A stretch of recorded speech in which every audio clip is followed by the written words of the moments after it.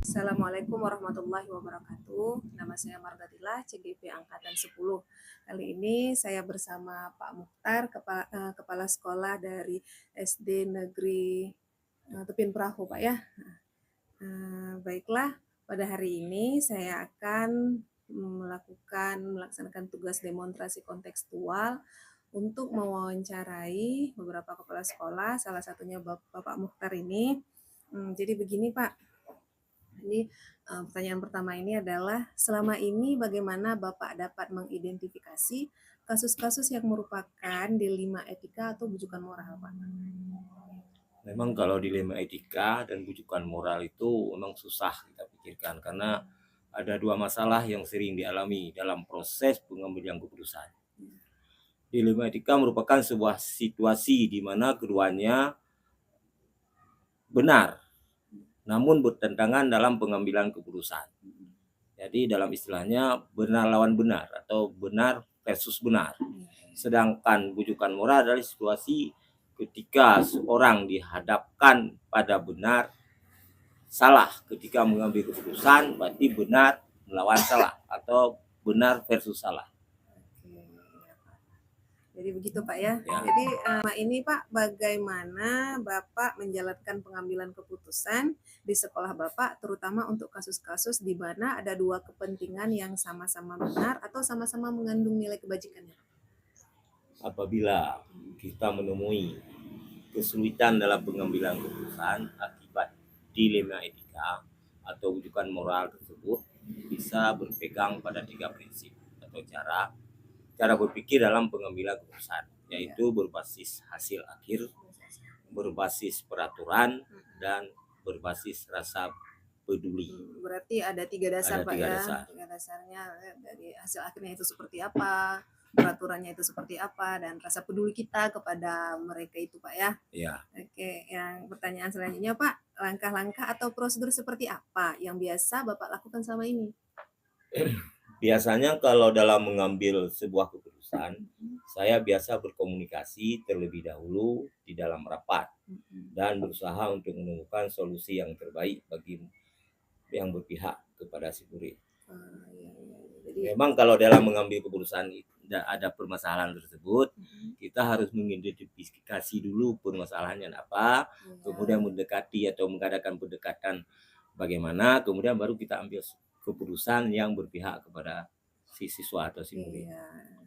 Berarti apapun ceritanya tetap kita ini sebagai pendidik, jadi Bapak ini tetap harus berpihak kepada murid ya, si murid. walau bagaimanapun ya.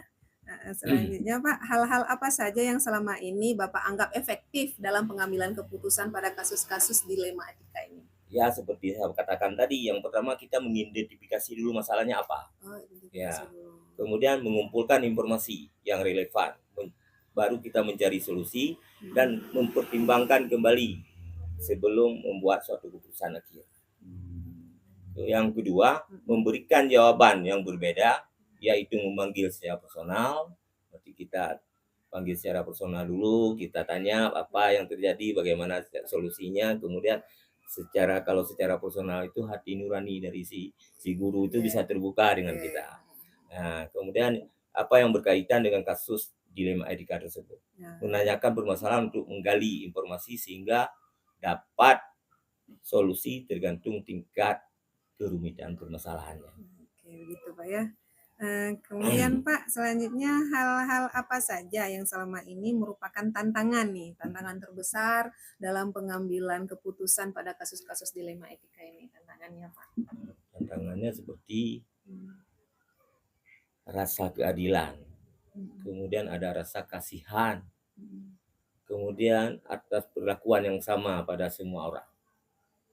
Timbulnya perbedaan dapat tentang sebuah keputusan, perbedaan latar belakang, pemikiran, pemahaman, sehingga kelompok kecil harus melawan kelompok yang lebih besar. Nah, berarti ada seolah-olah di situ ada pro dan kontra. Berarti kita harus berada di tengah-tengah bagaimana caranya untuk mendamaikan situasi tersebut, permasalahan tersebut. Harus netral kita Pak ya di sini ya. Oke. Selanjutnya, apakah Bapak apakah Bapak selama ini memiliki sebuah misalnya jika ada nih, Bapak bisa langsung menyelesaikan atau tunggu dulu nih, dijeda dulu nih, gitu. Caranya itu Ya kalau secara aturan memang sudah ditentukan. Namun kita kan pasti ada pertimbangan dari sisi-sisi lain. Ada sisi kemanusiaan, sisi waktu, sisi kesibukan kita. Namun semua itu perlu adanya pemikiran yang jernih. Sehingga argumentasi yang dikeluarkan berarti lebih bermakna, lebih kuat, kemudian kita dapat dipertanggungjawabkan. Langsung menyelesaikan di tempat dengan mencatat di buku pembinaan dan ditandatangani oleh yang bersangkutan dengan permasalahan yang pernah terjadi.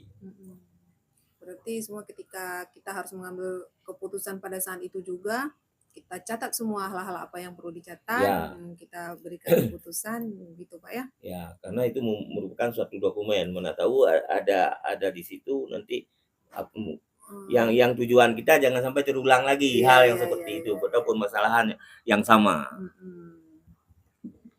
Biar terbaca apa kejadian pada saat itu ya Pak ya.